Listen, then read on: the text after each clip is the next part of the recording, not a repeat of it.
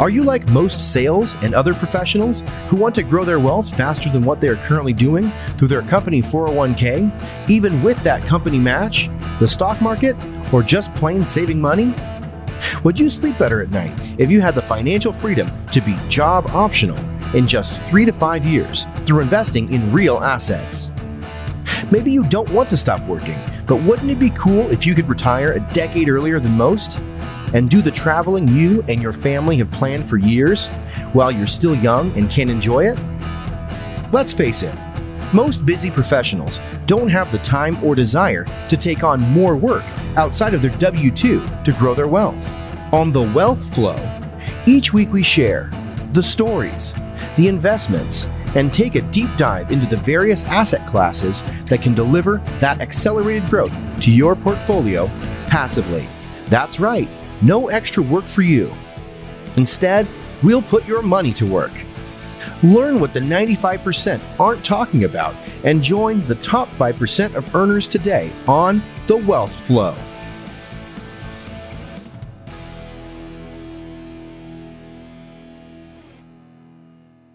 All right, welcome to the Wealth Flow.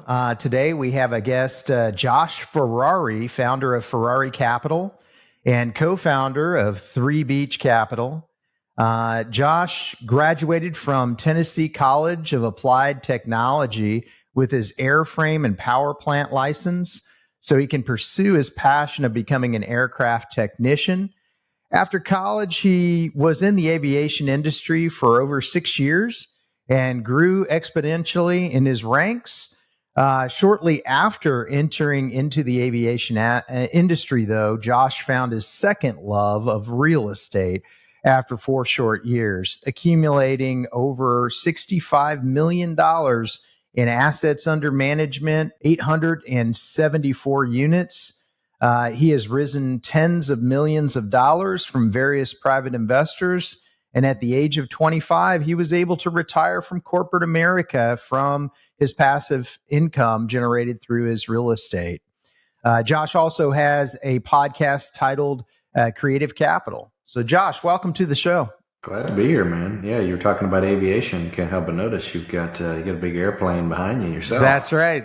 Yeah, no aviation background. And at some point, I'd like to get my pilot's license. It was going to be something I thought about doing this year, but went a little different direction. But yeah, cool. Figured you might notice that in the background. So, well, I'll start kind of as I always do, and that is really with what your background is, kind of where you grew up. Understand you're in Mobile, Alabama now, but kind of what led you to, I guess, aviation initially, and then into real estate. So I'm actually not in Mobile anymore. Okay. I officially live, as of like 6 weeks ago, officially moved to Tampa, Florida. Oh, cool.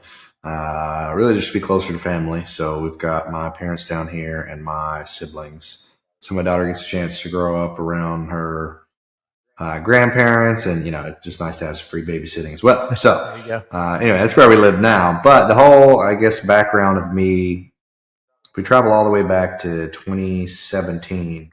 It was January 4th of 2017 when I initially started aircraft tech school. Okay. So I started actually in the space, decided that this was going to be the long-term plan. I was going to, get my airframe and power plant license, move wherever I needed to move to get some experience. Usually you need anywhere between 3 to 5 years worth of, heavy experience in order to go work for the larger airliners that pay the most money in that industry. Okay. So that was the plan. And I graduated, got my airframe power plant license, moved out of my parents' house, first time ever, got engaged somewhere along the way, and then moved to Southern Alabama to start what I thought was going to be a long-standing career as an aircraft tech. Then it was January of 2018 when my dad called me up and was just like, "Hey, your mom and I are getting ready to start flipping houses." Okay. Wow. And I was like, that's interesting. They've never done anything in real estate before, ever, in their entire life up to this point. And I had neither. The only thing we'd ever done as a family was we all liked to watch HGTV. We liked to watch the ugly houses get turned into pretty houses, but it's not like we knew how to financially or physically do any of that. Right. And so then when they said that, it was really an eye-opening conversation, to say the least. And honestly, the conversation that catapulted me into the business, because I started thinking differently. And that's really the key thing here, right? When it comes to getting into real estate investing, or getting out of corporate America or your day job, or just doing something different than what you're doing right now, you can't think the same way you've always thought or act the same way you've always acted and expect to achieve a different result. That's right. They started thinking like, wait a second, y'all are going to do real estate. Shoot, I could do real estate. This is definitely one of those, if you can do it, I can do it kind of combos. Right. Fast forward a little bit, my wife and I basically, after like 2 weeks after having that conversation, we immediately jumped into the business. We tried wholesaling at first because we didn't have much of any money. I was 21 at the time. My wife was 22. We were newly married. Just got back from our honeymoon. Like everything was just fresh. Yeah. And it was like, all right, well, let's jump into this real estate investing thing. Not only is moving new and new marriage new and everything else new, but let's try something. Let's try another thing. Let's add another thing into the mix. It was kind of chaos, but we figured it out. Tried that for about 6 months. Didn't actually end up closing any deals. Realized we could have cared less about wholesaling. We really wanted to own real estate. So it was then that we pivoted and decided to buy a fourplex. We knew we wanted to basically house hack, and so we looked at some duplexes. I was looking at single families actually, but the wife is like, no chance in heck am I letting a complete stranger live across the hall from me in this single family house. And I'm like, all right, then what are we going to do? We can't afford a multifamily property, but we figured it out. We made it happen. We bought a fourplex, our first ever actual investment. And I was really excited about it. It was a really dilapidated house in the nicest neighborhood, just like it seems like everyone tells you should get, because then you can add the most value. But it was just way too large of an acquisition. It was way too large of a deal and a project for us to handle, especially as our first ever investment.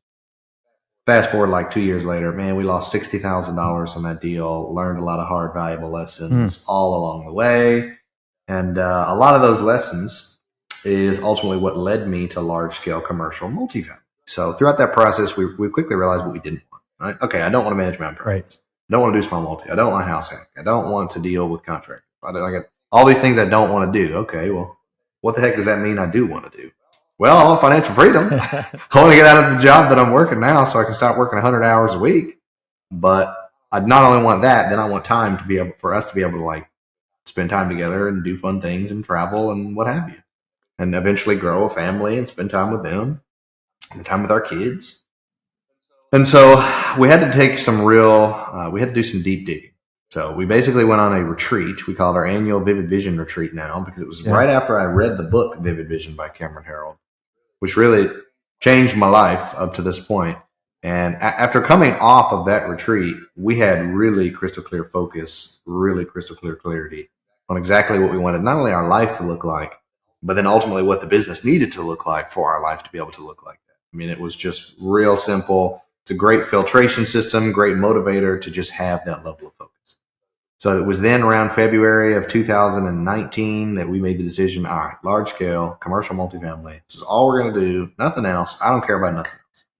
So fast forward about 2 years, I found a mentor, tried something a little different. Instead of trying to do everything all by myself and figure it out as I go, I'm like, this is just not working anymore. It's costing too much money and it's taking way too much time. So let's find someone else out there who's been there, done that.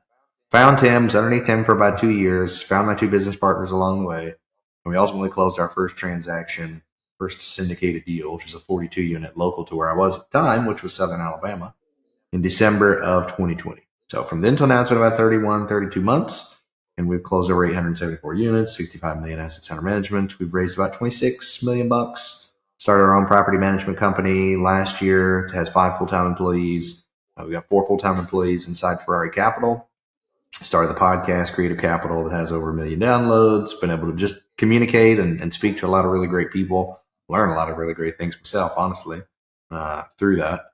And then we also started a mastermind. So about a year ago, once I was finally able to quit my day job after about 18 months of actually closing multifamily assets, I really kind of wanted to give back. Mentors have always been pivotal in my ability to succeed. So I was like, well, I got all this extra time. I want to do something else for the next guy. So I started that, and we've had over like 60, 65 people join that program in the last 12, 13 months. They've closed over 1,000 units. They've raised over $35 million of equity. They got another 1,200 units under contract, and I'm just blown away at what they've been able to accomplish. But all that to say, that's basically what I've been up to in the last 5.5 years. Yeah, there's a lot there. So I want to go back just a little bit to the vivid vision and kind of the retreat that you and your wife went on. Now, this was just the two of you basically following the framework of the book, or tell me a little bit more about that. And you mentioned it helped clarify things and that it was life changing, but tell me the book itself, but I guess how so? So, yeah, pretty much the book. So, for anyone that's never read it, Vivid Vision by Cameron Herold, Herold with an E, Agrold. It's a short read, great, fantastic book. You can even listen to it on Audible. I like audiobooks. But the book itself, I read it actually from a Bigger Pockets episode that I had heard Brandon Turner was doing, and hearing about how it actually changed his life and his business. He literally, and I've actually since had the chance to interview him on my show, so I actually got to ask him about it because I was just dying to know. Cool. And he basically quantified it as him going into a secondary phase or a third phase of his business. So he was like, yeah, I quantify everything that I've done in real estate basically as phases. And after reading that book, Vivid Vision, and then executing on writing mine, I completely transformed my business into the next phase that I've basically been building over the last couple of years. And now I'm getting ready to segue into phase 4. And I was like, that's just so incredible. Like his entire life was just turned around. And I'm like, I need something like that because we tried a couple of things. We tried wholesaling. We tried house hacking. I tried long-term rentals. I tried mid-term rentals. I tried short-term rentals. I tried flipping the house. I tried managing myself. I tried all these things and nothing was working. So I'm like, I obviously have no focus because I obviously have no clarity. Everything's foggy. I'm just trying to figure it out and get past the fog so that I can see some gold at the end of the rainbow or something. Yeah. And nothing was working. Instead, I was just digging myself in a deeper hole, digging, never actually getting anywhere. So being able to get away from everything. So this is before we even had our dog. This is before we had our daughter that we have now. It was literally just the two of us. It was easy to just go. We went to the mountains in Tennessee in the middle of nowhere, got away from the hustle and bustle of life, got away from it all. We're there for about a week. Just nice mountain views. We like hiking. We just like the nature, basically. No Wi-Fi, nothing, right? Like no phones, get away from it all, and let's just grab a piece of paper and a pencil, and the two of us, let's sit outside in this beautiful weather, or let's sit in the hot tub, or let's do whatever we want to do, and let's think about what we want our life to look like. I mean, seriously. How many times has anyone out there listening to this really sat down with your significant other, with your spouse, or even with yourself if you have no significant other, and think about what you want your life to look like? Oftentimes you just find yourself taking a shower, or you find yourself on the toilet, or you find yourself traveling from place to place or working out, listening to something, and you're thinking about it every so often, every randomly, like, man, I really want to be out of the day job, or man, I really want this. You just think about these sporadic thoughts. But how many times have you ever really sat down and been like, this is exactly what I want my life to look like? I want to have this many units. I want to be making this much money. I want to live in this city. I want to have this kind of house. I want to have this many employees in my business. I want to be working only 15 hours a week. I want to have this many business partners. I want the company culture to look like this. I want to treat all my employees like this. I want to have this many passive investors. I want every single passive investor to invest at least $50,000, and I want them to be pilots, and I want them to be in the Southeast United States. Like, how many times have you just gotten granular about your life goals? And the answer is probably never, because I know that was the answer for me. So once I was able to get that clarity, it literally then became a litmus test. It became a filtration system for everything I've done up until now. So anytime we look at a deal, anytime I look at an investment, anytime I do anything, someone brings me a deal, say, hey, you want a partner? Hey, you want to help me raise money? Hey, you want to do this? And I'm like, does this align with what my end goal is? And if the answer is no, then it's like, sorry, man, can't do it. Doesn't help me out. Doesn't help me achieve what I want to achieve. So I don't want to spend my time. I don't want to spend my resources. It's not going to help me achieve the end goal. So it's been a great thing that we've been able to build that's also just helped be a massive motivator, not only for ourselves, but it helps motivate people around you as well. It's been a great tool for us to even be able to hire people, because people get to see, wow, this guy's got a vision for his life. He's got a vision for his company. Look at where he's trying to go, and where I can go alongside with him. Like, he can help take me there. Look at all these benefits he wants to provide to me, being the employee of his company or being the business partner within his company. I know he's not the biggest fish now. He doesn't pay the most. He doesn't do all these things now. But look at this company culture. Look at what it is that they're trying to build. I'd love to be a part of something like that. Yeah, that's great. And so fast forwarding to today, how close are you at achieving that vision? Obviously, you've been using it, like you said, as a litmus test, which I think is great, and it helps you know what to say no to. But how far off do you feel like you are at this point? Good question. So we wanted $100 million assets under management. It's basically a 3-year vision. So when you write it as if it's 3 years in the future, as if everything has already happened for you in your life. So I wrote this back in October, actually finalized the vision itself in October of 2020. So we had like bullet pointed vivid vision that got us really like focused on multifamily. Mm-hmm.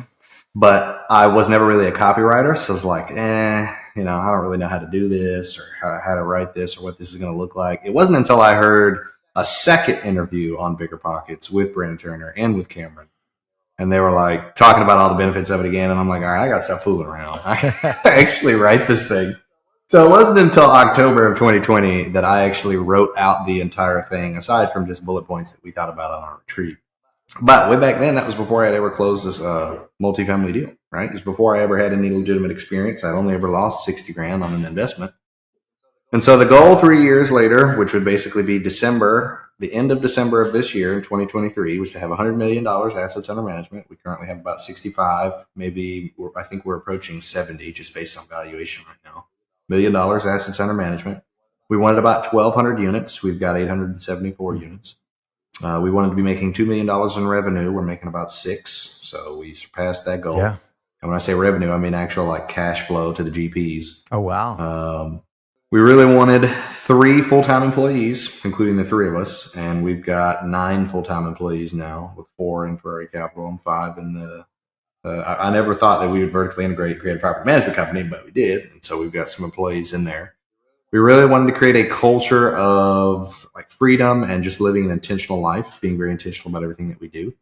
And so at least once a week, we like to say that we'll pay you to go out and have fun. So I'm going to pay you to go out and do something that's going to rejuvenate you and your family, or maybe we all together go out and do something together as a team. Now, we're fairly sporadic, so a lot of times we don't get the chance to do that, at least not every week. So a lot of times people are going out and doing something fun with their loved ones or what have you. We also wanted to donate about $100,000 to a organization or a charity by the end of this year, and I think we've donated about 150 now. Nice. To accomplish that goal. We wanted to raise $10 million this year, so I had no idea how much money we were going to be raising right when I first started this. But I was like, man, if we could raise $10 million in 1 year, how cool would that be?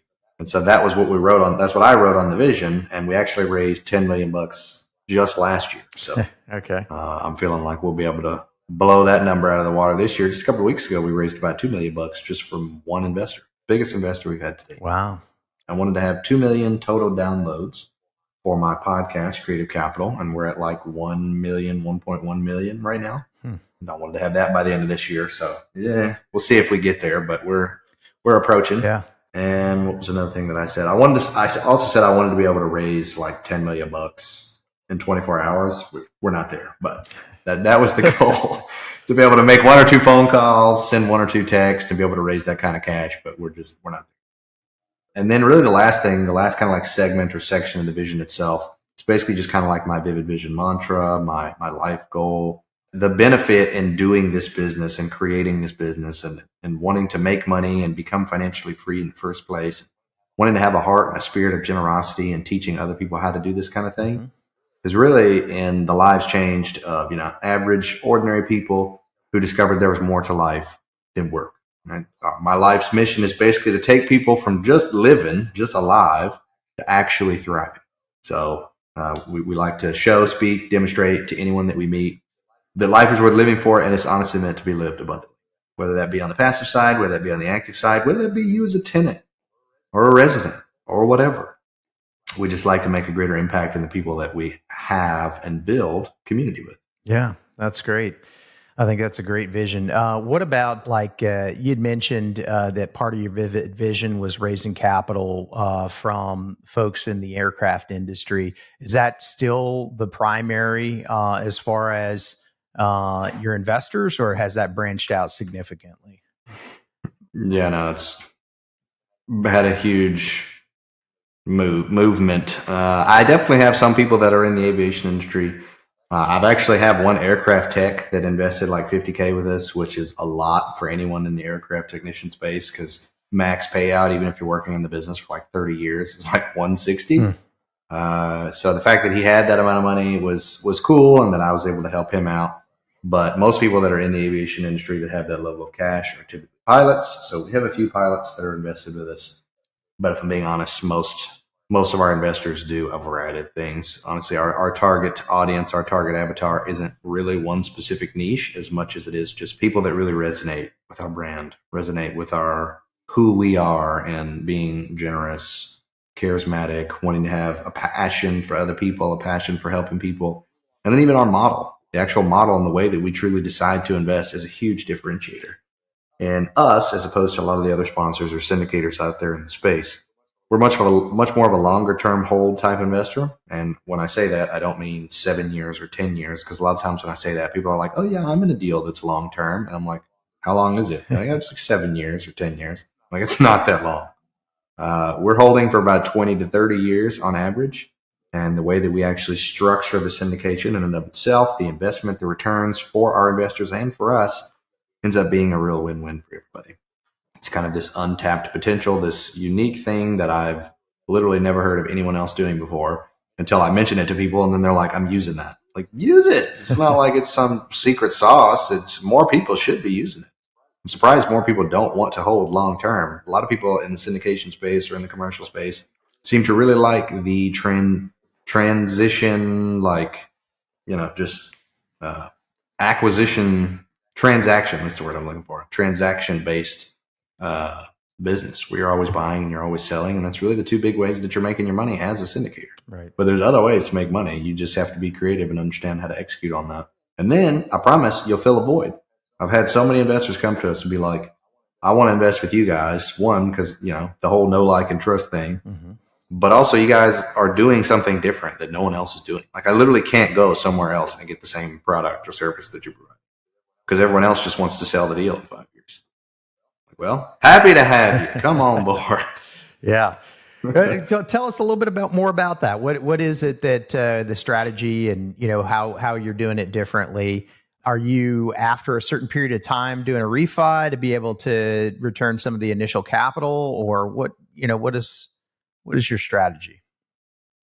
Basically, it's nothing. Again, it's no super secret sauce. There's a little creativity blended into it, but at the end of the day, it's almost like a commercialized version of the Burr myth. Yeah, we buy an asset, we raise all the cash for it. 3 years go by, we do all the renovations, we do all the value add, we do all the stabilization. At the end of that third year, not only are they going to get a pref year over year during the time frame that we're doing all that work, so you got to make sure they're making something. So usually, statistically speaking, we've paid out a 10 pref year over year every year on that investment. Then at the end of the third year, we will do a cash out refinance to pull out 100% of their initial investment, make them whole. Since it's a refi and not a sale, it's completely tax free. So I always tell all of our investors, any dollar you invest with us in these deals will be tax free. Yeah. Every money that I give you back, every return that you get, you're not going to have to worry about paying taxes on it. And it's a huge selling point, to say the least. For sure. So let's use $100,000 investment as an example here. Try to keep the math a little simple. So someone gives me $100,000, they're going to get $10,000 year over year, 3 years. At the end of the third year, they're going to have $130,000, all their cash back, also tax free because it's a refi and not a sale. So at that point, they can take that money. Now it's basically become a liquid investment, and they can go and invest it into another perpetuity deal, which is what a lot of our investors decide to do. Or they can go to Tahiti or do whatever they want. Right? It doesn't matter. But this is not like a stock or any kind of traditional investment where once you divest, once you get all of your money out of the investment, you're gone. You're done. You're truly divested. It's not actually the case. You actually get to stay in the deal and you get to double dip. So not only are you now taking the money that you initially invested in this deal out of the deal and using it to invest in another asset that's going to continue to grow your wealth or whatever, if that's what they choose to do. But at the same time, you are remaining in the deal for 20 to 30 years. So you have no more skin or risk in the game or anything like that. So it's not like you're illiquid. You're fully liquid. Yeah. You're truly just getting infinite returns. So at that point, what ends up happening is we do what we call inverting the cash flows. So all the equity is going to remain the same. I'm not going to shift the equity, which basically means anything on paper. Your K1 that you're going to receive every year is still going to state that you own your 70% pro rata share of ownership in this deal. Mm-hmm. So all of your net worth and all of your depreciation and tax benefits is going to remain at that pro rata share for the next 20 to 30 years, which is why not only through cost segregation studies and things of that sort, as well as the refis, they're able to not actually have to pay taxes on any of the money that they'd be receiving or investing into this deal. So then the equity stays the same. But what changes, it's basically kind of like a waterfall. We just call it an inversion because it literally goes 70-30 favoring the LPs to 70-30 favoring the GPs. So I then, as a GP, take 70% of all distributable cash flow for the life of this investment. For the next 20 to 30 years, all monthly cash flow that's being put off by this property, any refi proceeds in the future that's put off by this property, and when we ultimately decide to sell, I am going to get 70% of those proceeds at the end of it all. And all of the LPs are going to get 30% of monthly cash flow, 30% of refi proceeds, and 30% of sale proceeds down the road. The benefit, of course, to them is it's all infinite returns. They've already been made whole. Most of it, except for the sale, is tax-free, so they're not having to worry about much of any of that. Usually what it averages out to be is anywhere between 3 to 6% of their initial investments. With a $100,000 investment example, they can see about 3 to 6 grand a year in perpetual returns or infinite returns after the refi. Then, of course, they get to benefit in 30% of the upside, and we do ultimately decide to sell. No telling what that'll look like, but nice payday far down the road.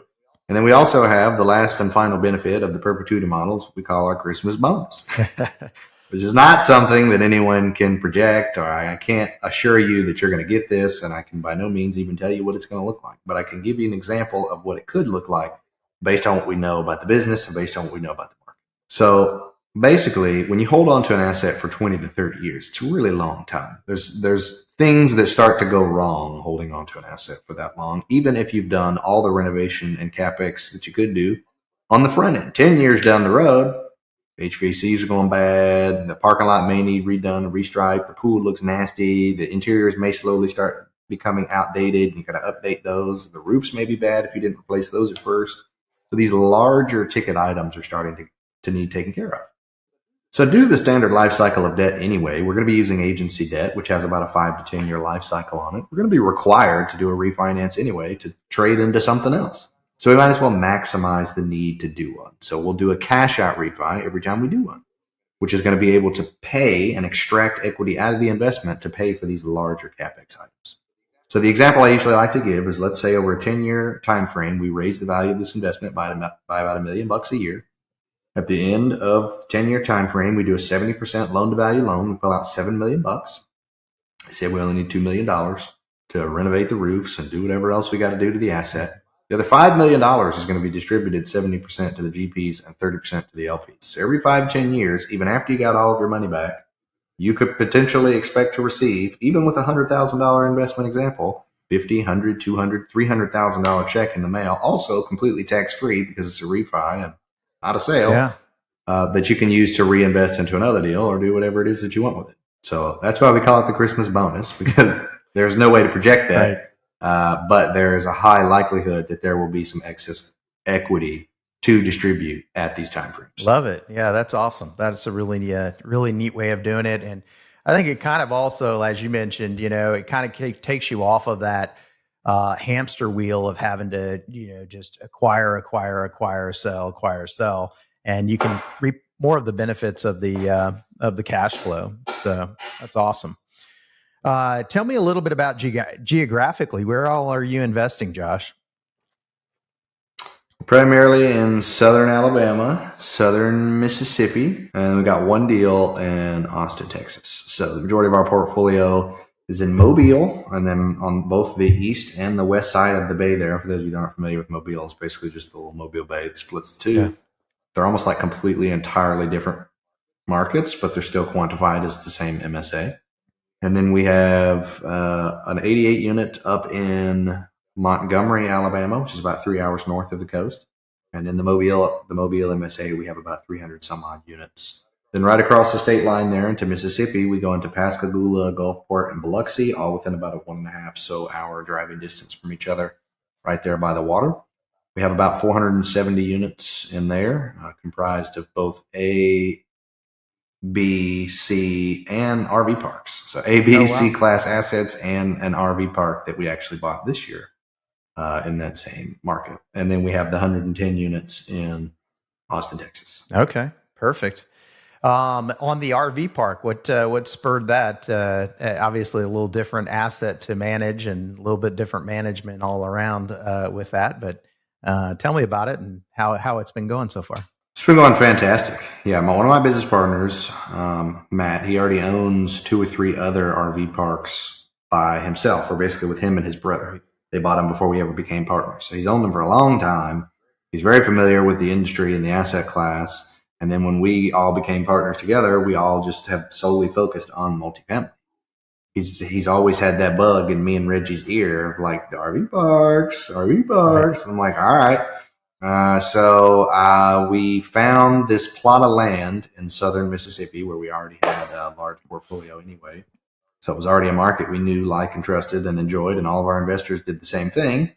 So it was like 30 acres. We was going to be a new development. We were all excited about it. I started doing some secret shopping. For those of you that don't know what secret shopping is, you basically start calling around to other properties, pretend like you're a tenant, pretend like you're a resident wanting to actually rent. And you ask all the questions that one would need to know as an owner. So I'm asking questions like, hey, what's your nightly rates? What's your weekly rates? What's your monthly rates? Is there any specific time of year that it's more quiet? Is there any like specific area of the park that it's more quiet? Or is it always just super busy and super loud and there's always kids running around everywhere? That's going to tell me some of that the seasonality type questions. It's just always busy year round. What kind of amenities do you have? Do you have any amenities that you charge extra for that I have to rent? Is there like primo parking spots? If I park here right next to the pool, is that going to cost me more than if I park way in the back next to the dumpster? What does all that look like? Just asking all those types of questions. So I called around to 6 different parks that all were competitive, parks in the area that were going to be our direct comparables. And the 6th park that I called, I actually got a hold of the owner. I didn't know that. I thought he was the property manager, just like I was talking to everyone else with. But this is the definition of a mom and pop owner. The park has been in this dude's family for 40 years. His dad ran it all by himself his whole life, and then he took it over, and now he's running it all by himself. Beautiful park, like absolutely amazing. It's like a staple park in this area. It's on like 100 acres. They own the lake that it's connected to. Oh, wow. They've got a private restaurant. They've got like jet ski rentals, boat rentals, beach volleyball. Just really, really nice. But as one could be if you own anything for 40 years, right? Yeah. But anyway, got to talking to the guy, and he sniffed me out. He somehow knew that I was like not actually wanting to rent something. He knew in his blood that I was calling because I wanted to like buy another park in the area. I have absolutely no idea how he knew that, but I'm so glad that he did, because if he hadn't have said something, we wouldn't have got on the topic that we got onto, which was about the fact that that's exactly what we were trying to do. So I started telling him more about the plot of land we were looking to buy. Of course, at this point, I'm realizing he's the owner because he's starting to give me all the details about him buying this park and blah blah blah. Yeah. And he was like, "Don't buy that piece of land." I'm like, "Why not?" He's like, "That's all wetlands. All 30 acres that you're looking to buy is all wetlands." And it made sense. We hadn't officially completed our due diligence to know that yet, but it made sense just because of the price of the land. It's almost too good to be true. Yeah. 30 acres for 50 grand. I'm like, $50,000 for 30 acres. That's like a steal. But that's why nothing was developable. So we ended up backing out of that deal. But on that exact same phone call, found out that he had another plot of land. It was about 25 acres, just 5 minutes up the road from where his park was. He'd owned it for 5 years, and he wanted to develop it into an RV park for the longest time. It used to be a mobile home park, but he just didn't have the time. He's like 77 years old. He's getting older. Just doesn't want to even focus on it anymore. Just wants to focus on the park that he already owns. So I'm like, oh, well, now that this other park that we were wanting to do is just a complete failure, would you consider selling that one? He's like, oh, yeah, absolutely. Okay. Did you have a price in mind you want to sell that one for? Yep, got an exact price, 900,000, no more, no less. Okay. Would you be willing to would you be willing to like hold the note? Any kind of owner financing on that? And he's like, 100%. It's the easiest Nice. conversation Yeah. I've ever had. And he's like, this is exactly how I bought it. I bought it and had it owner finance from the previous seller. And so I knew that I wanted to do the exact same thing for the next guy to come around. So we did 30-year amortization, 10-year term, 4% Mhm. interest, and we did like a 50% LTV because we didn't want to be over leveraged. But it's a new development. So we bought it earlier this year in February, and it'll be officially up and running by late next month, at least our first phase, and then we'll be completely done with the entire park by the end of this year. Awesome. Oh, that's great. Cool. And I know we're starting to run a little bit long on time, so I want to be respectful of your time. But Josh, how can people find out more about you? And then I've got a couple more Best way to questions get for you. Best way to get a hold of me is really just the website. So if you go over to ferraricapital.com, all my social medias are on there. LinkedIn and Facebook, really the two platforms we're most active on. My podcast, Creative Capital, is on there. We've got an ebook on there. More information about the mastermind we were talking about a second ago is on there. Really every way to get a hold of me. And all of our information, all the deals we've ever done, portfolio, everything, it's all there. Perfect. Okay. And first, are you a car guy? Obviously, with the last name, you got to ask. So I do enjoy having fun with vehicles, but I can say that I've never been like a really down and dirty car guy. I've just always loved aviation much more than vehicles. But aviation is just so damn expensive. Yeah. So I did actually just 2 months ago bought a Polaris. Bought my first ever like off-road vehicle that I've wanted for so Yeah. dang long. I've been wanting some kind of off-road vehicle since I was like 10. My dad said he would never buy me one because we never had anywhere to ride it. And I'm like, that's a lame excuse. I guarantee you I could find somewhere to ride it. And so I just went down to the dealer that sells Polaris, and I bought their nicest ultimate 1000 XP, like just the nicest, newest, fanciest thing. And just paid for it in cash because I was like, because I can do it and because I want to do it. I've wanted this thing for almost 2 decades. I'm buying it. Awesome. So that was my splurge. Okay. All right. And then just as far as somebody that maybe is just starting out, and you probably get this a lot in your mastermind or, through some of that, obviously you had a mentor, which I highly recommend as well. What advice would you give somebody maybe that's starting out? Advice for starting out. We talked a lot about the vivid vision today, and if you have no clarity about what you want to do in your life, it's going to be really difficult to go and actually do anything, right? It's the whole conversation about if you don't got a target to aim for, how are you going to be able to hit it? You think you know what you want, but do you really? Did you really spend the time to sit down and think about it? Because I thought I knew what I wanted, right? When we got into real estate investing, I was like, yeah, I just want to make a bunch of money and get out of my day job. But that's not enough. That's not enough information for you to have the clarity and the focus that you need to go out and be successful. Because you're going to get shiny object syndrome like I did and think about wholesaling and house hacking and flipping and long-term rentals and mid-term rentals and short-term rentals and all the other ways to make money in real estate. And you're going to find yourself just spinning your wheels and never actually gaining any real traction or gaining any real freedom. Yeah, that's great. Love that advice. How about I always ask the guest about a book recommendation? You mentioned Vivid Vision, but any other books that you could recommend to the audience? Another book that really helped me out in my journey was Extreme Ownership by Jocko Willink. I actually had the chance to actually listen to Jocko Willink live at a conference last year. Just a fantastic guy in and of himself, his actual personality and just his character trait. But the book itself, Taking Extreme Ownership, has been massively helpful, not just in business. Of course, it's helpful in business and being a better leader and being a better entrepreneur. But it's also really helpful in marriage. It's really helpful. That's true. Yeah. In other aspects of business and of life. So I encourage anyone who's never read that book to give it a read, and don't just give it a read, but then go put it into action. It's easy to read about it. It's difficult to go and do it. Right. Yeah, absolutely.